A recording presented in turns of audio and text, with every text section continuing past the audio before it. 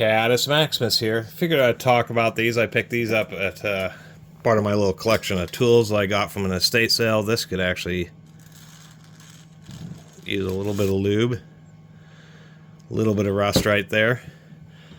This is just a 3-piece set of Williams universal joints, American made, 1/4 inch, 3/8, and 1/2 inch. Pretty decent quality.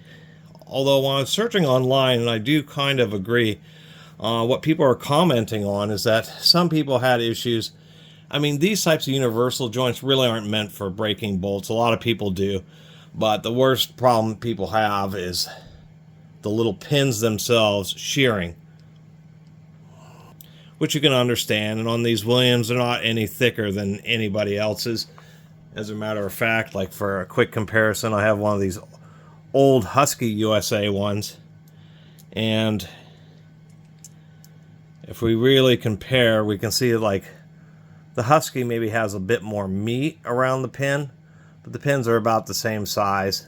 As far as length, it's a pretty standard length.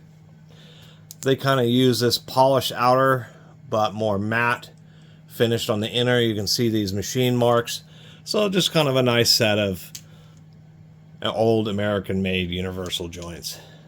As nice as you can get. This 1/4 inch for some reason has really lost a lot of its tension, and these things just haven't been used very much. But the 3/8 and the 1/2 inch are both pretty good.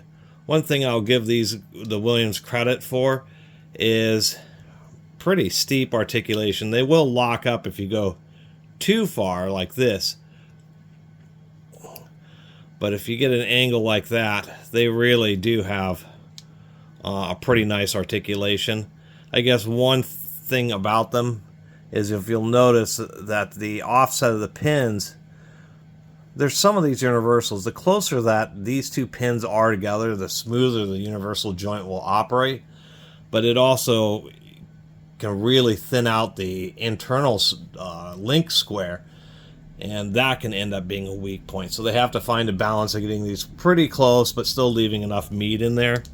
This Husky is kind of like what Craftsman does, and I kind of like its design versus these Williams where they are squared off. The Husky does this kind of rounded shape, and the whole purpose of that is it limits the travel. And so when you're using it, even when you hit the full extent, what ends up happening is you have these two kind of tapered surfaces that hit each other, and it doesn't want to lock up. It will still relatively rotate, and I really do like that type of design.